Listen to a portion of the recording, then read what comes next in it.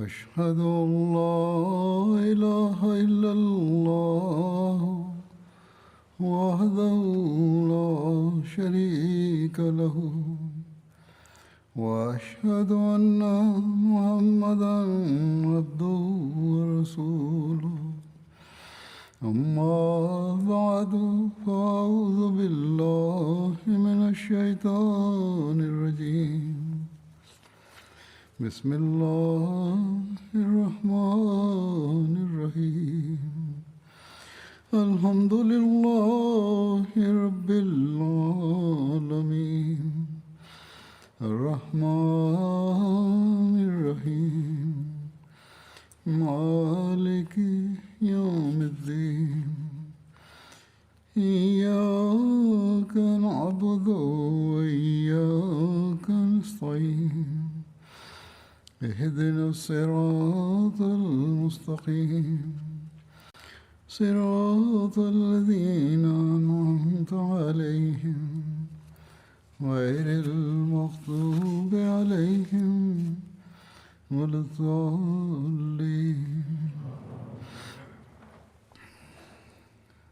Slagen met betrekking tot de expedities tegen de afvalligen en rebellen tijdens het tijdperk van Hazrat Abu Bakr Siddiq radiyallahu ta'ala anhu werden verteld. In dit verband werd de 9e expeditie genoemd, die plaatsvond in Bahrein. Verdere details over Hazrat Ala bin Hazrami die zijn leger mobiliseert naar Hutum zijn als volgt. Het is opgetekend dat Hazrat Ala een bevel naar Hazrat Jarud stuurde om de stam van Abdul Qais te nemen, om Hutum te confronteren en een kamp op te zetten in het aangrenzende gebied van Hajar. Daarom nam Hazrat Ala zijn leger mee om Hutum te bevechten en zette hij zijn kamp op in dit gebied. Afgezien van de mensen van Darin verzamelden alle afgodendienaars zich rond Hutum. Evenzo verzamelden alle moslims zich rond Hazrat Ala bin Hazrami. Beide legers groeven loopgraven voor hun kampen. Ze zouden dagelijks de loopgraven oversteken, de vijand aanvallen en dan terugkeren van de strijd en opnieuw de loopgraven oversteken. De strijd werd een maand lang op deze manier gestreden. Gedurende deze tijd hoorden de moslims op een nacht een grote toon en kreet uit het vijandelijke kamp komen. Hazrat Ala zei: is er iemand die de feitelijke toestand van de vijand kan onderzoeken? Hazrat Abdullah bin Hazaf antwoordde: ik zal deze taak gaan uitvoeren. Na zijn terugkeer zei hij: onze vijand is bedwelmd en kraamt complete onzin uit in deze staat. Zij zijn degenen die dit geluid maken. Toen de moslims dit hoorden, lanceerden ze onmiddellijk een aanval op de vijand. Ze drongen hun kamp binnen en begonnen hen onbevreesd te doden. De vijand rende naar hun loopgraven, van wie sommigen erin vielen en omkwamen, terwijl anderen veilig bleven. Sommigen van hen werden bang en verschillende werden gedood of gevangen genomen. De moslims namen alle bezittingen in hun kamp in beslag. Degenen die konden ontsnappen, konden dat alleen met spullen die ze bij zich hadden. Onder degenen die erin slaagden te vluchten van Abjar. Uit angst was de staat Hutum zodanig dat hij levenloos leek. Hij liep naar zijn paard toe. Tegen die tijd waren de moslims al het kamp van de afgodendienaars binnengegaan. Hoewel hij nog steeds zwaar dronken was, ontsnapte Hutum van de moslims en stond op het punt zijn paard te bestijgen. Zodra hij zijn voet in de stijgbeugel plaatste, brak deze en Hazrat Qais bin Asim doodde hem.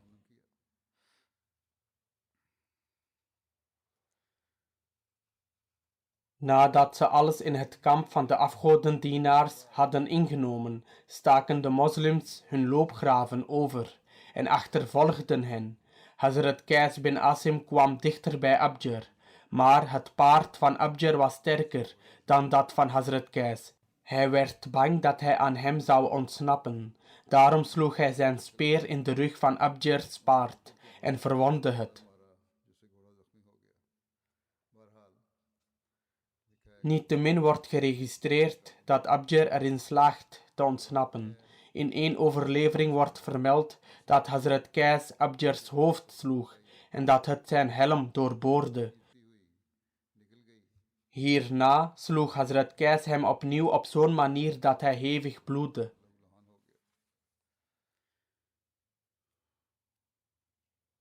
De volgende ochtend verdeelde Hazrat Allah de oorlogsbuit onder degenen die deelnamen aan de strijd en degenen die bijzondere moed toonden tijdens de strijd, kregen de waardevolle kleding van de leiders die werden gedood.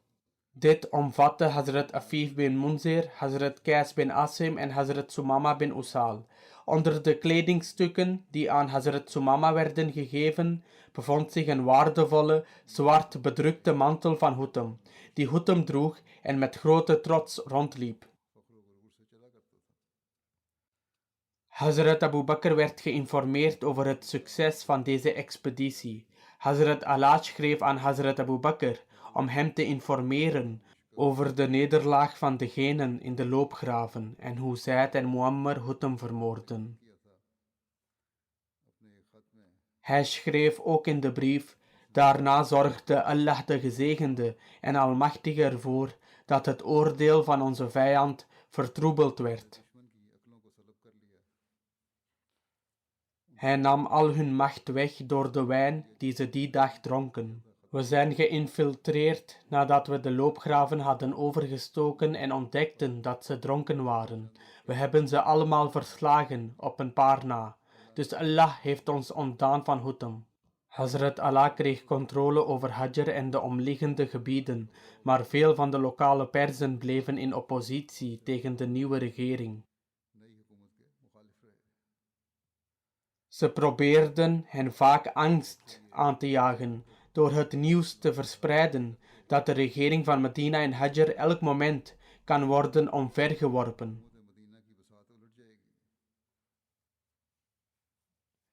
En dat Mafrouk Shebani de legers van zijn volk uit Taghlib en Namir zou halen. Het nieuws hiervan bereikte Hazrat Abu Bakr, dus hij schreef aan Hazrat Allah, waarin hij verklaarde: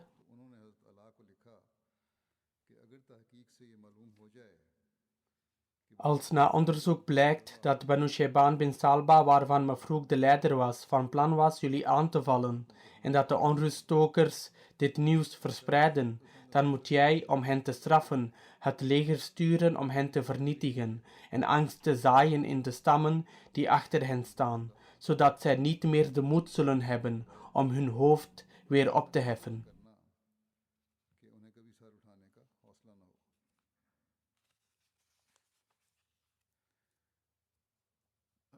De afvalligen verzamelden zich in Darin.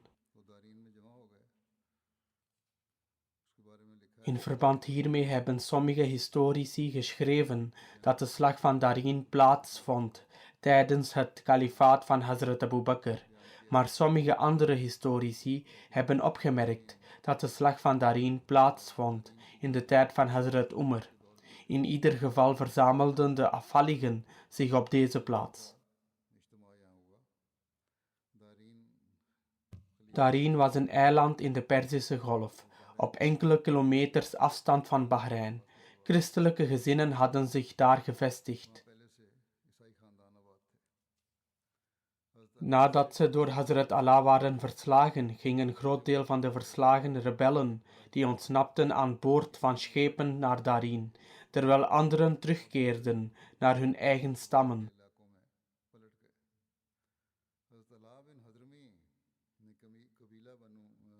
Hazrat Allah bin Hazrami schreef aan de mensen van de Bakr bin Wail-stam die moslims bleven om hen te confronteren. Daarom beval hij Hazrat Utayba bin Nahas en Hazrat Amir bin Abdul Aswad om daar te blijven en vanuit elke richting uit te kijken naar de afvalligen.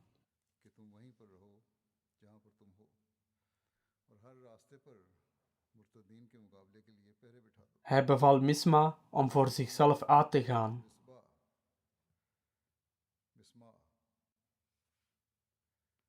en de afvalligen te confronteren.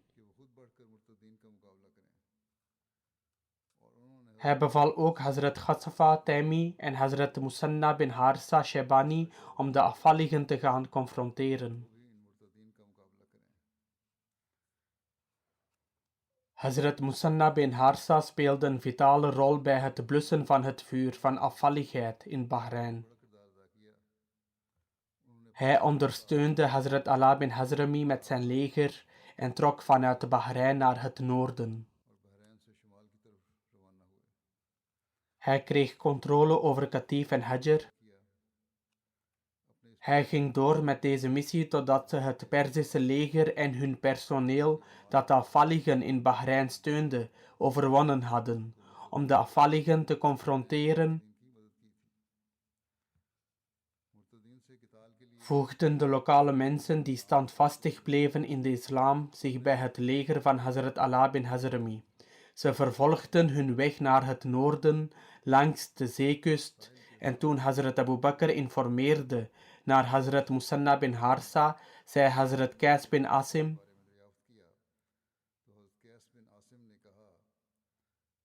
hij is niet een onbekende met een onbekende achtergrond of een oneervol persoon. Hij is Musanna bin Harsa Shebani. Hazrat Musanna bin Harsa hield de posities vast en hield de wacht op alle routes om de afvalligen te stoppen.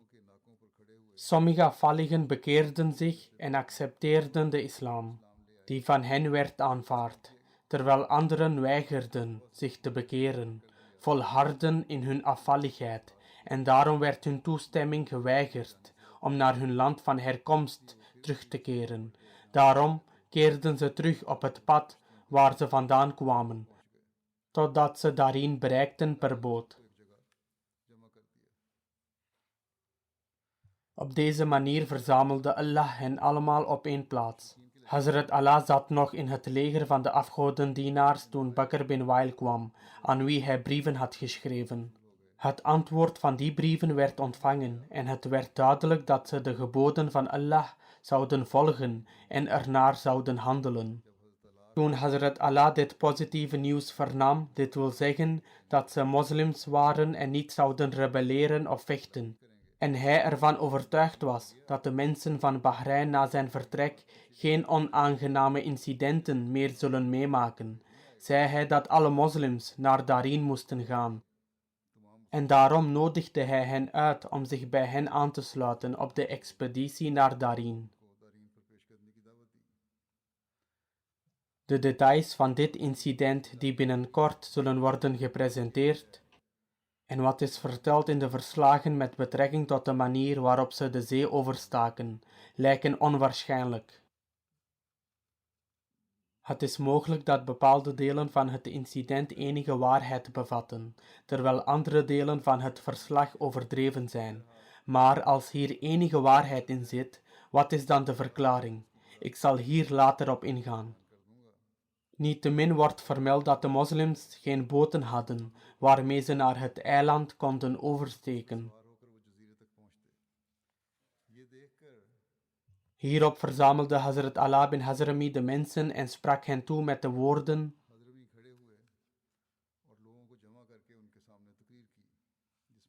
Allah heeft de verschillende troepen van Satan verzameld en de oorlog naar de zee gedreven. God heeft zijn tekenen voor jullie op het land getoond. En nu is het zo dat jullie er ook getuigen van kunnen zijn in de zee. Ga dus naar jullie vijand toe en ga vooruit op een manier die jullie dwars voor hen heen snijdt, want Allah heeft ze op één plaats voor jullie verzameld. Ze antwoorden allemaal: bij God, we zullen dit doen. Nu we getuigen zijn geweest van het wonder van de vallei van Dahna, zullen we niet bang voor hen zijn, totdat we leven. Deze overlevering is vermeld in At-Tabri. Het wonder dat al eerder is genoemd, was waar zelfs de kamelen van de moslims, die waren weggelopen, naar hen terugkeerden en een bron ontsprong. Ze verwezen naar dit incident en zeiden dat ze dat al hadden meegemaakt. En nu zullen ze getuigen zijn van het wonder van het lopen op water. Daarna liepen Hazrat Allah en de moslims van deze plaats naar de zee. Hazrat Allah en zijn kameraden smeekten God door te reciteren: Ya Arhamur Rahimin, Ya Karimu, Ya Halimu, Ya Ahadu, Ya Samadu, Ya Hayyu,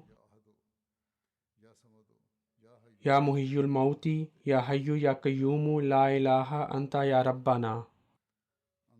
O meest barmhartige van degenen die barmhartigheid tonen, o welwillende, o meest verdraagzame, o God die één is, de onafhankelijke en gesmeekt van allen, de levende en degene die leven schenkt aan anderen, en degenen die dood zijn, o God die leeft en leven schenkt aan anderen, de zelfbestaande en zelfvoorzienende. Er is niemand het waard om aanbeden te worden, behalve u, o onze Heer.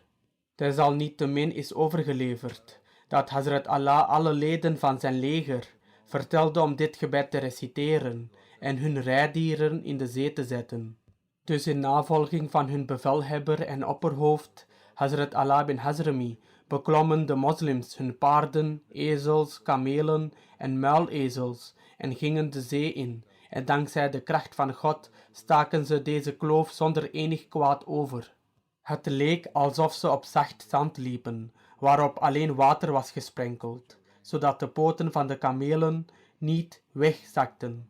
Niets van de moslims ging verloren in de zee. Er wordt vermeld dat een kleine bundel van de moslims verloren was gegaan, maar die werd opgehaald door Hazrat Talha. Desalniettemin wordt in de overleveringen vermeld dat ze van de kust naar Darin overstaken, die gewoonlijk in een periode van 1 dag en 1 nacht per boot zou worden overgestoken, maar dit leger stak het in 1 dag en in een zeer korte tijd over. Dit is de uitleg van het incident zoals vermeld in Tarikh Tabri. Sommige hedendaagse geleerden geven echter op de volgende manier een verklaring voor het oversteken van de zee. Ze stellen, het is mogelijk dat het een tijd van eb was in de Perzische Golf, of dat de verslagen overdreven zijn. Het is mogelijk dat de moslims boten van de lokale bewoners hebben weten te bemachtigen en daarmee de zee zijn overgestoken. In de overleveringen wordt hier echter niet over gesproken. Verschillende mensen hebben deze overlevering geciteerd en hebben melding gemaakt van het oversteken van de zee.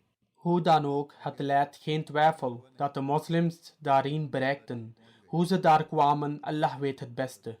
Met betrekking tot wonderen in het algemeen, in zijn commentaar van de Heilige Koran heeft Hazrat Muslim Maud anhu een fundamenteel principe geschreven dat hiervoor als leidraad kan dienen. Wat verband hield met het incident van de profeet Mozes ﷺ, ik zal dat incident vermelden.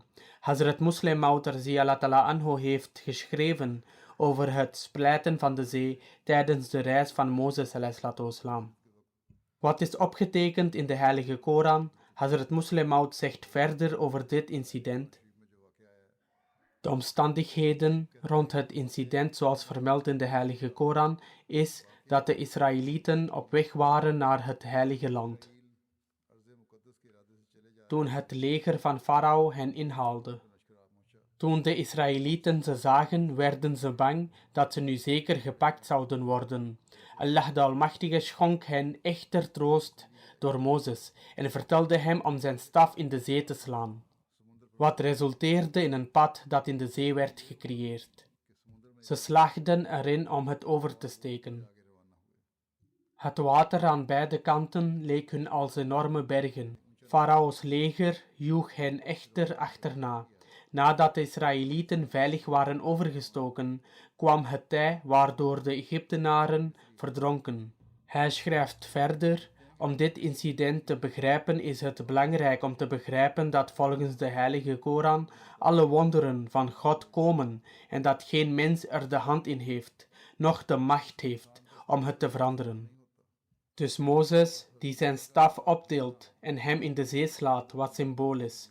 Het was niet zo dat de staf van Mozes enige macht had om het getij van de zee te beheersen. Evenzo moet men bedenken dat er geen instantie in de Koran is die vermeldt dat de zee in 2 delen werd gespleten, waar Mozes doorheen gaat. In dit verband gebruikt de Koran eerder twee woorden, falaka en infalaka, wat afstand nemen of scheiden betekent. Daarom bewijst de bewoording van de Heilige Koran die met betrekking tot dit incident wordt gebruikt, dat op het moment dat de Israëlieten overstaken, de zee zich scheidde, wat betekent dat het ver van de kust kwam. En dankzij het droge land eronder slaagden de Israëlieten erin om over te steken. Dit zie je vaak aan de kusten. Zo staat er in het leven van Napoleon geschreven dat toen hij Egypte binnenviel, hij bij eb afdaalde in de Rode Zee met zijn leger. En terwijl ze deze overstaken, begon het tij te komen, en hij slaagde erin om met grote moeite te ontsnappen. Het wonder van dit incident, dit wil zeggen het incident van Mozes, was dat Allah de Almachtige ervoor zorgde dat de Israëlieten de zee bereikten toen het tij laag was. Zodra de profeet Mozes zijn hand opstak, begon het water zich terug te trekken op bevel van Allah de Almachtige. Toen het leger van Farao echter de zee binnentrok, werden ze geconfronteerd met zulke buitengewone hindernissen dat het tempo waarmee zijn leger de Israëlieten achtervolgde enorm vertraagde. Het leger van Farao was nog in zee toen het tij begon te stijgen, waardoor de vijand omkwam. De zee ervaart voortdurend eb en vloed, en daardoor trekt het water zich soms sterk terug van de rand van de kust. En op andere momenten bedekt het land als het tij komt. Het scheiden van de zee stond in feite in verband met dit fenomeen van eb en vloed. Toen de profeet Mozes door de zee ging, was het tij laag en was het water van de kust weggegaan. Farao arriveerde daarna en vanwege het feit dat hij minstens een dag na de profeet Mozes was vertrokken, marcheerde hij naar de zee en tegen die tijd had profeet Mozes het grootste deel van het droge land overgestoken, dat uit de zee was opgekomen. Toen hij hen de zee zag oversteken, nam Farao snel zijn strijdwagens erin, maar het natte zand werd hem fataal en zijn strijdwagens begonnen erin vast te komen te zitten. Het duurde zo lang om over te steken dat de tijd van de vloed naderde en het water begon te stijgen. Nu waren beide scenario's moeilijk voor hen. Ze konden niet verder vooruit gaan en ook niet omkeren. Bijgevolg verzwolg de zee hen van alle kanten en hij, evenals vele van zijn metgezellen, kwamen om op zee. Omdat het hoogwater was en het water naar de kust steeg, duwde het water hun lichamen naar het land.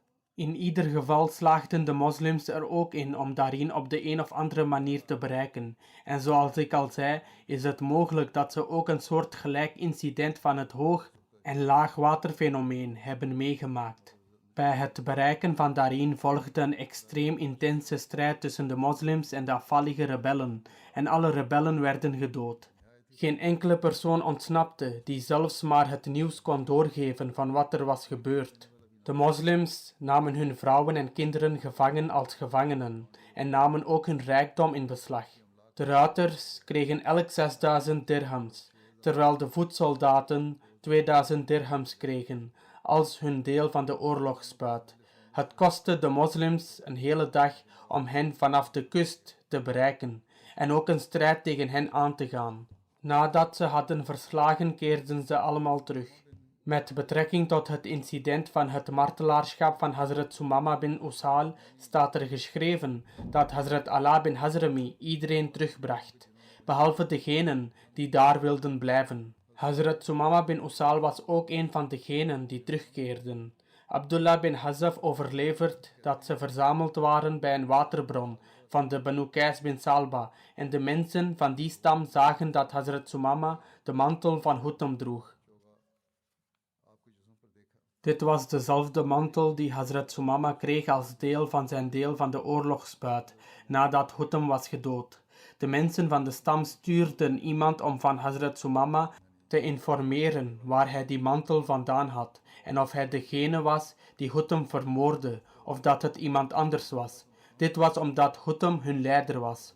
De persoon ging en informeerde bij Hazrat Sumama over de mantel en vertelde hem dat hij het van de oorlogsbuit had ontvangen.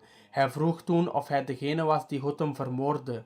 Hierop zei Hazrat Sumama dat hij Hutam niet had vermoord. hoewel het zijn verlangen was om hem te doden. De persoon vroeg toen aan Hazrat Sumama waar hij de mantel vandaan had en Hazrat Sumama antwoordde dat hij hem al had verteld dat hij het had ontvangen als onderdeel van de oorlogsbuit. Deze persoon keerde toen terug naar de mensen van zijn stam en informeerde hen over zijn gesprek met Hazrat Sumama.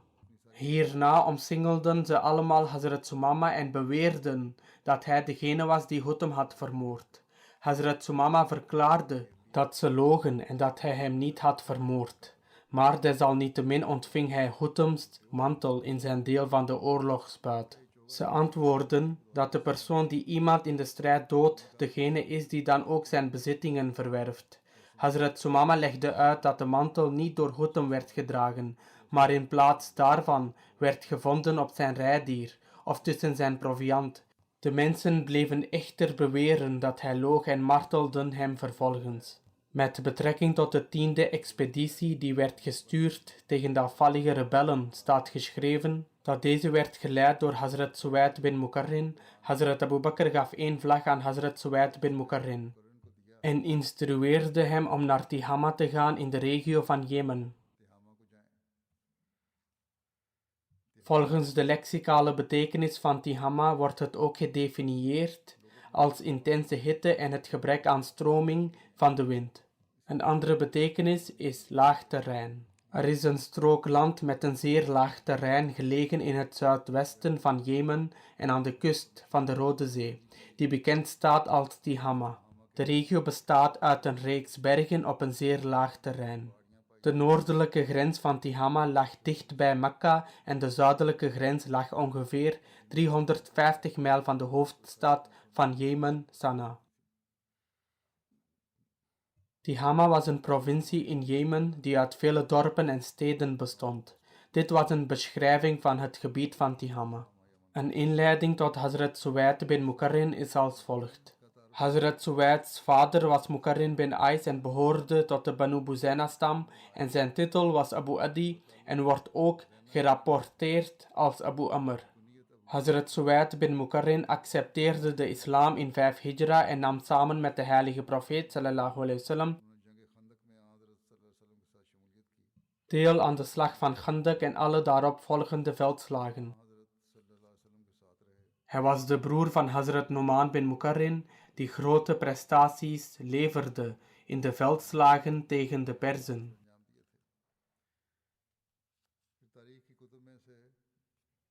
Onder de historische archieven worden geen verdere details vermeld over de expeditie van Hazrat Suwaid bin Mukarrin naar Tihama en de strijd tegen de afvalligen.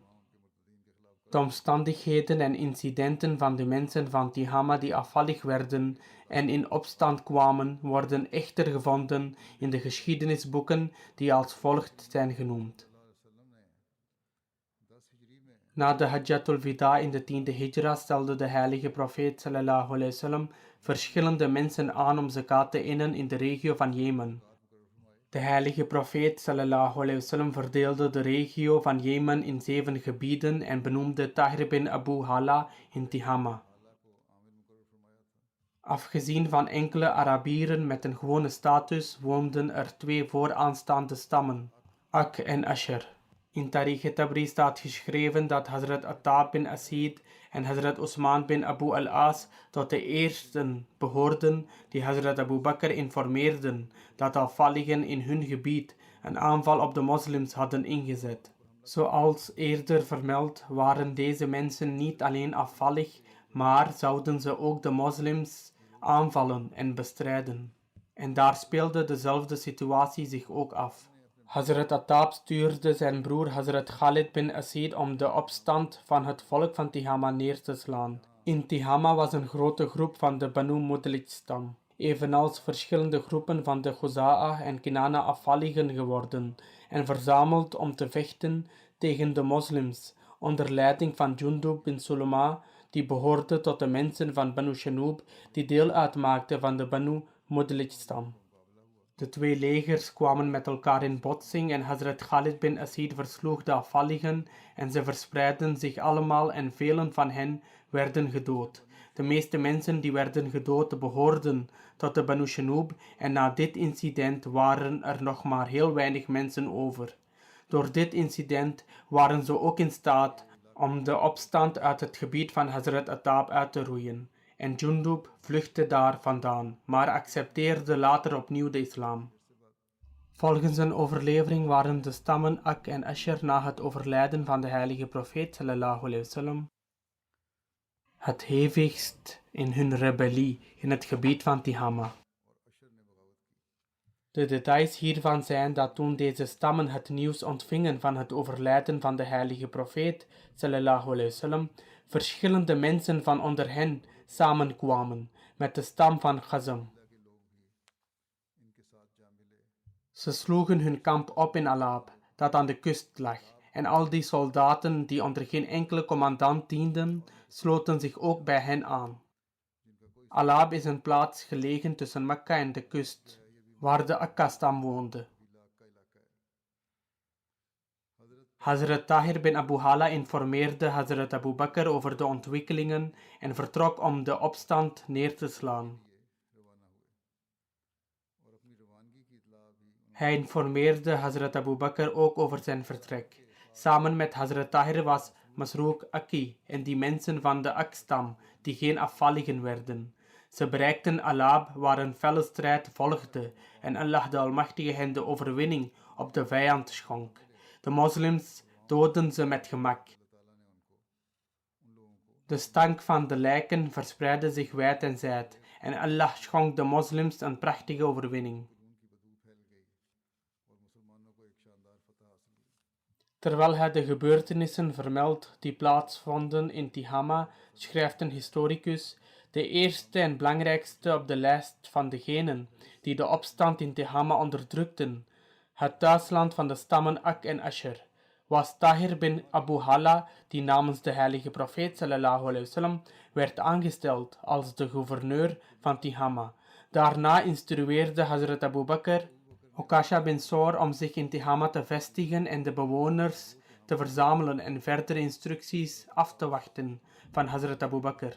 Ten tijde van het overlijden van de heilige profeet sallallahu alaihi wasallam trad Hazrat Ukasha op als gouverneur van 2 regio's van Hadramaut, namelijk Sikasik en Sukun.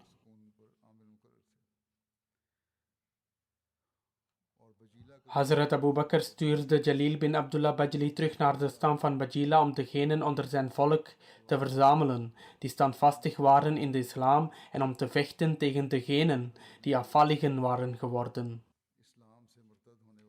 Verder kregen ze ook de opdracht om naar de stam van Qassam te gaan en daar tegen de afvalligen te vechten. Jazir ging op expeditie en voldeed aan de instructies die hem door Hazrat Abu Bakr waren gegeven. Slechts een paar mensen kwamen hem uitdagen. Hij doodde de meesten van hen en de rest vluchtte en verspreidde zich. Momenteel heb ik het over de expedities die hebben plaatsgevonden. In de toekomst zal ik inshallah doorgaan vanaf de 11e expeditie. Op dit moment wil ik enkele overleden leden noemen. Onder hen zijn 2 jongeren uit Burkina Faso.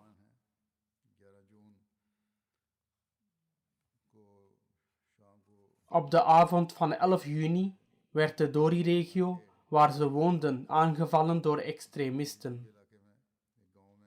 Daarbij kwamen veel mensen om het leven, waaronder onze 2 Ahmadi Khuddam die op dat moment in hun winkel aan het werken waren.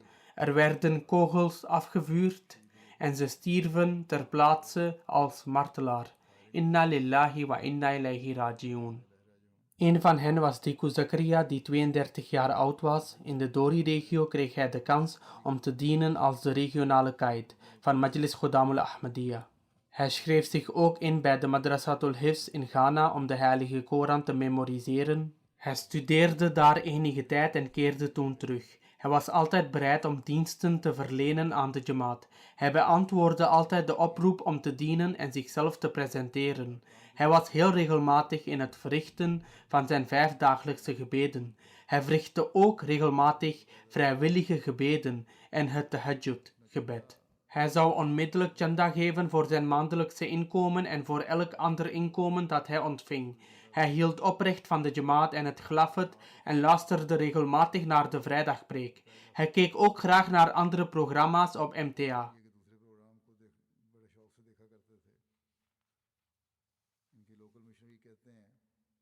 De plaatselijke missionaris daar zegt dat hij er vurig naar verlangde de kalif van die tijd te ontmoeten en reikhalzend uitkeek naar het moment dat hij dat zou kunnen doen. De muallim daar heeft me geschreven dat hij een voorbeeldige khadim was. Hij laat zijn vrouw 2 dochters en een zoon na. De tweede martelaar is Deku Musa Sahib, die 34 jaar oud was. In die tijd was hij Qaid Khodamul Ahmadiyya in zijn plaatselijke afdeling Saitenga. Hij was het meest actief bij het deelnemen aan alle Jamaat-evenementen in zijn plaatselijke afdeling en moedigde anderen aan om ook deel te nemen. Hij was regelmatig in het verrichten van gebeden en het geven van aalmoezen. Er was geen moskee in zijn plaatselijke afdeling en dus probeerde hij ter plaatse een schaduwrijk gebied te bouwen waar gebeden kon worden aangeboden. Ook schreef hij regelmatig brieven aan mij. Hij zou iedereen ontvangen en entertainen die er vanuit de hoofdstad naartoe reisden. Hij zou hen begeleiden en helpen bij hun werk. Hij wordt overleefd door 2 vrouwen en 3 dochters. Mogen Allah de Almachtige hen vergiffenis schenken en hen genade schenken en hun status verhogen. Met betrekking tot deze beide martelaren schrijft de Amir Jamaat: deze beide Khodam waren de broeders van onze plaatselijke missionaris Deku Ahmed Borima Sahib, die momenteel de leiding heeft over Radio Ahmadiyya in Dori. Ahmadiyyat begon in hun familie met hun vader Ibrahim Bunti Sahib. Hij was een zeer oprecht en gepassioneerd lid die anderen uitnodigde op het pad van Allah. Hij was eerder ook de zaim van Majlis Ansarullah in Dori en stierf in 2011.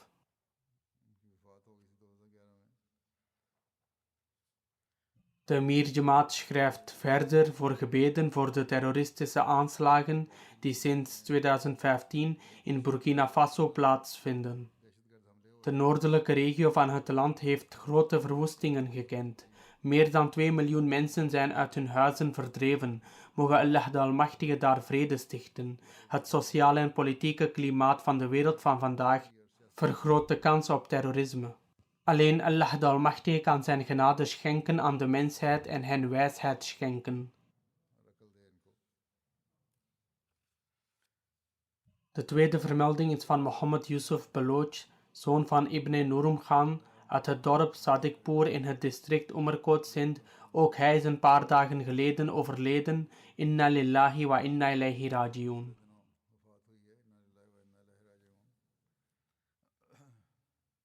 Hij was een Baloch en kwam oorspronkelijk uit Dera Ghazi Khan, wat ook zijn geboorteplaats is. Zijn familie accepteerde Ahmadiyyat door de inspanningen van Hazrat Maulana Ghulam Rasool Rajiki Sahib in 1934.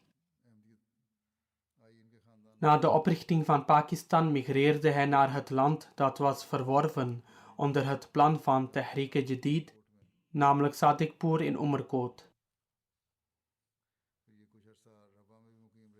Hij woonde ook ongeveer 6 jaar in Rabwa en diende als conciërge voor de moskee in zijn gebied.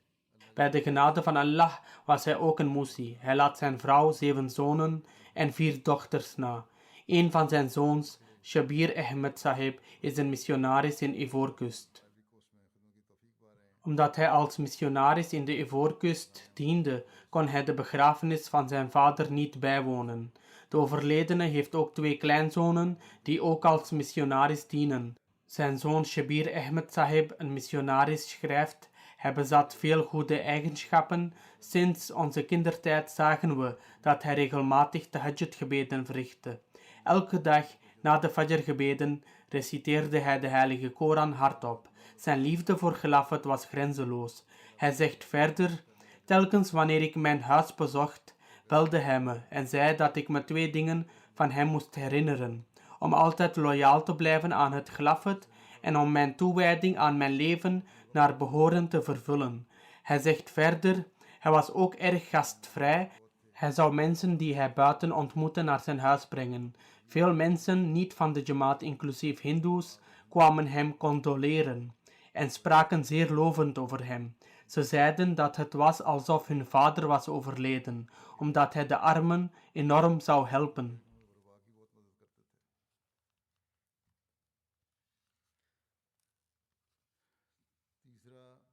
De derde vermelding is van Mubarza Farooq en Waqfeno uit Rabwa, die de dochter was van Farooq Ahmed Sahib. Ook zij is onlangs overleden. Inna lillahi wa inna ilayhi raji'un. Toen ze 11 jaar oud was, raakte ze een hoogspanningskabel aan, waardoor haar beide armen verlamd raakten, waardoor ze allebei moesten worden geamputeerd. Ondanks deze toestand gaf ze de hoop nooit op. Ze vervolgde haar opleiding. Eerst oefende ze met schrijven door een pen in haar mond te houden, en daarna oefende ze met schrijven door een pen tussen haar beide ellebogen te houden. Zo begon ze binnen een paar maanden heel netjes te schrijven. Ze zette haar opleiding voort en na enige tijd verhuisde dit gezin naar Rabwa, waar ze haar opleiding voortzette. Ze behaalde in 2013 haar BA-diploma met goede cijfers, waarna ze haar master Arabisch behaalde aan het Talimul Islam College. Ze diende enige tijd in het Tahir Hart Instituut in haar hoedanigheid van Waqfeno. Ze leerde de Heilige Koran met de juiste uitspraak en vertaling en behaalde altijd 100% punten voor dit onderwerp. Ze zou ook lessen in haar omgeving geven om de vertaling van de Heilige Koran te leren. Ze wordt overleefd door haar ouders, 2 broers en 2 zussen. Mogen Allah de Almachtige haar vergiffenis en genade schenken en haar ouders geduld en verdraagzaamheid schenken.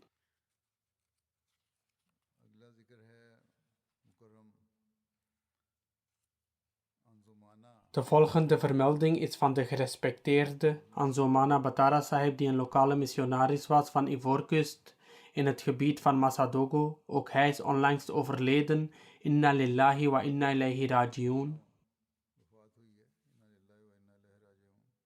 De verantwoordelijke missionaris schrijft: hij was eenvoudig van aard, regelmatig in het aanbieden van gebeden en vasten, onopvallend, toegewijd aan gebed, deugdzaam en een vrome ouderling. Hij verrichtte veel vrijwillige gebeden en vastte regelmatig elke maandag en donderdag. Veel van zijn gebeden zouden ook verhoord worden. Hij had een diepe liefde voor Khilafat. Hij was een uitstekende missionaris. Hij accepteerde Ahmadiyyat in 1997 na het zien van een droom.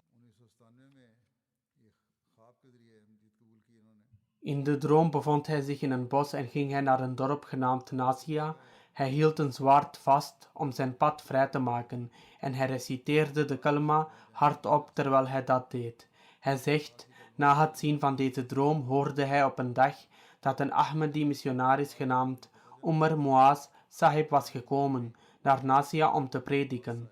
Hij ging ook naar Nasia en toen hij de boodschap van de Jamaat hoorde, zwoer hij trouw en zei dat dit de boodschap was die Allah hem had opgedragen om te accepteren door deze droom. En dus moest hij ernaar streven om naar dat dorp te gaan waar hij de boodschap des geloofs zou ontvangen. Hoe dan ook, een korte tijd nadat hij Ahmadiyyat had aanvaard, wijdde hij zijn leven en werd een plaatselijke missionaris en begon de Jamaat te dienen. Toen in 2002 een burgeroorlog uitbrak in het land, kon de communicatie met het centrum niet worden onderhouden vanaf waar hij was. De plaatselijke missionaris onderhield echter de communicatie met het dorp waar hij was en de omliggende Jamaats en zette het werk van het opleiden en de morele training van de leden van de Jamaat voort, ongeacht de omstandigheden, en hield contact met het centrum. Evenzo bouwde hij in zijn dorp een moskee in zijn huis, van waaruit hij het onderwijs en de training van leden van de Jamaat leidde. Hij zou ook lange reizen maken om deel te nemen aan programma's die op nationaal niveau werden georganiseerd.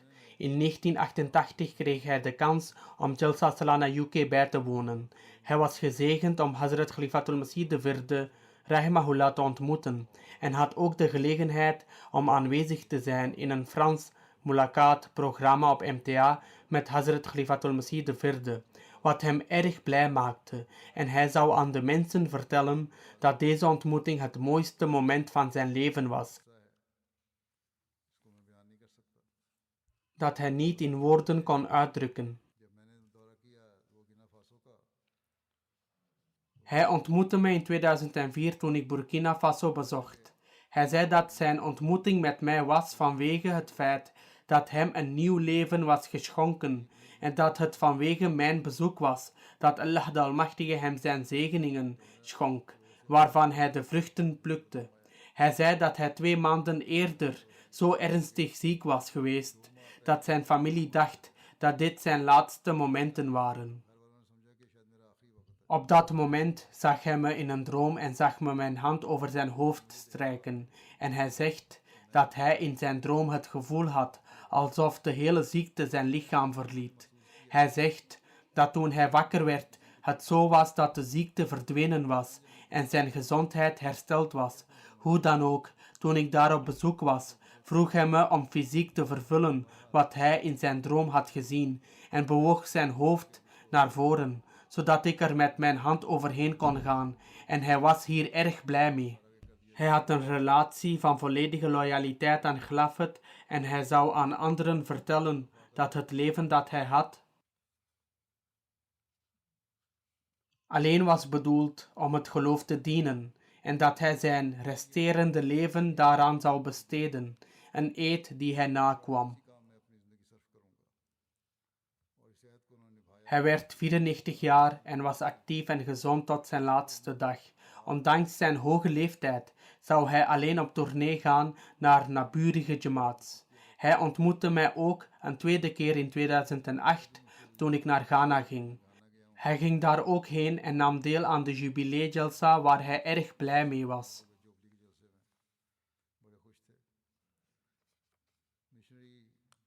Bandoko Shahid Sahib, een missionaris, zegt hij had een speciale liefde voor missionarissen uit Pakistan. Hij ontmoette hen met grote nederigheid en behandelde hen met respect en eer. Hij liep ook altijd voorop bij het brengen van financiële offers en gaf regelmatig zijn chanda.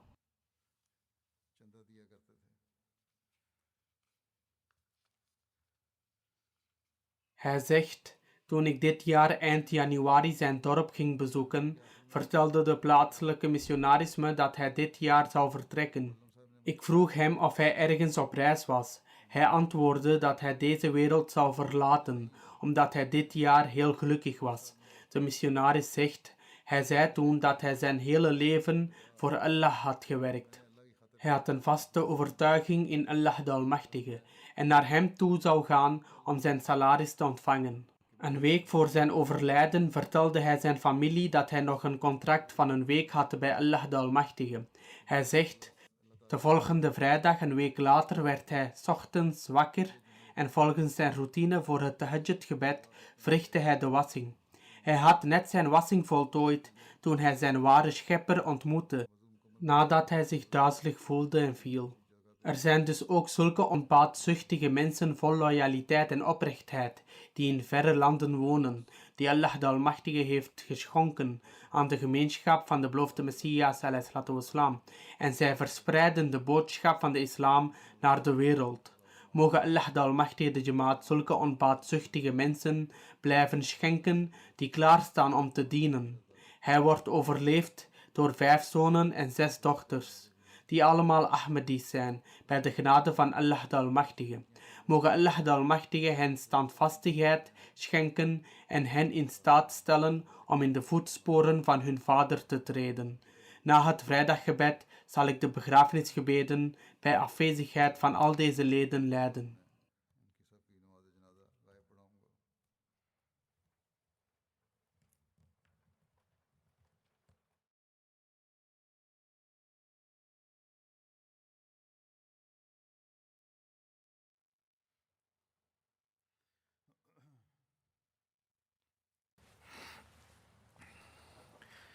الحمد لله الحمد لله نحمده ونستعينه ونستغفره ونؤمن به ونتوكل عليه ونعوذ بالله من شرور أنفسنا ومن سيئات أعمالنا من يهده الله فلا مضل له ومن يضلل فلا هادي له ونشهد أن لا إله إلا الله ونشهد أن محمدا عبده ورسوله عباد الله رحمكم الله إن الله يأمر بالعدل والإحسان